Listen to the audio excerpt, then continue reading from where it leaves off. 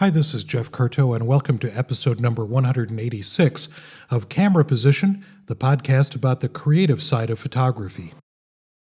So I've been thinking lately about words, a couple of words in particular, and those words are objective and subjective. Words that we probably know, we probably use all the time. Let's take a quick look at dictionary definitions. Objective is an adjective, and it is usually referring to a person or their judgment, not influenced by personal feelings or opinions in considering and representing facts.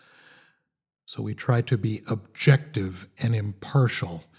And it's interesting, the dictionary even says it is contrasted with subjective. So let's look at subjective, also an adjective, and again, based on or influenced, though, by personal feelings, tastes, or opinions.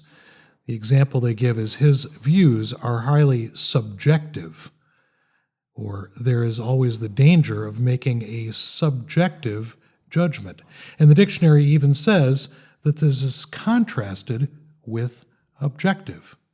So I found this to be really interesting because, of course, we talk about the things that we photograph as being our subjects, the subject of our photograph. What is the subject of that photograph? I'd like to use you as a subject in my photograph. Ooh, I'm going to grab that thing and take it back home into the studio and use it as a subject for my photographs. And yet, our photographs are purely objective documents, right? I mean, really, they are.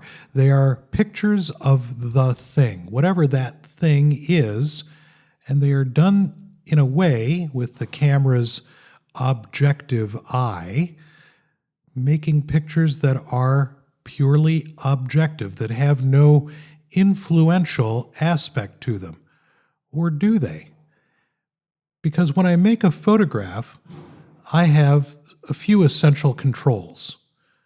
One is what I choose to photograph. Another is where I choose to stand. Another is what I choose to include. And then another one is when I choose to push the shutter release button. And what's interesting to me is that there is a matter of choice in all of those. They are all subjective decisions. And so while we think of photography as being this tremendously objective medium, that's the picture of the thing, that's what the thing looked like, in reality, photographs are tremendously subjective. And this, to me, is what makes photography such a fascinating pursuit. It's an objective medium, but with a subjective soul. What we do with photography, the way we choose to interpret a subject, what we choose to leave out, what we choose to include, those things are the things that make the photograph uniquely our own. And it's one of the things that I find really interesting in terms of photographing with students, whether they're my workshop students or students in a classroom, traditional college classroom. Those students are all different in some way. We are all different as photographers, and I can bring them to a single location and let them loose on a number of objects, a number of photographic subjects, but in the end, it is their subjective reality, their sense of what they bring to the photographic idea, what it is that they're doing with photography, what their impression of this particular place or thing or person is, that causes them to choose those things about what they put into the frame, what they leave out of the frame, where they stand, and when they push the shutter release button. And it's funny, that whole pushing of the button, it makes photography feel like such an automated, autonomous kind of a thing. But really, it's that pushing of the button when you choose to do it, and what you choose to include, what you choose to exclude at a given time.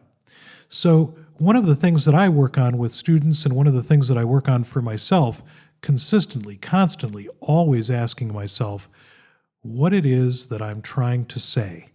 What is my subjective approach to this objective medium? How do I choose the things I choose to include, the things I choose to exclude, and when I choose to press the shutter release button. So the next time you're photographing, make those conscious ideas in your head. Think through the process of what am I including? What am I excluding? Why? And when am I choosing to press the shutter release button?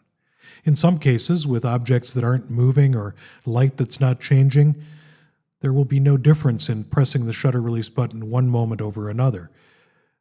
But when we have the element of change or movement or changing light or changing circumstance in a photograph, it will in fact change the impact of how the photograph works.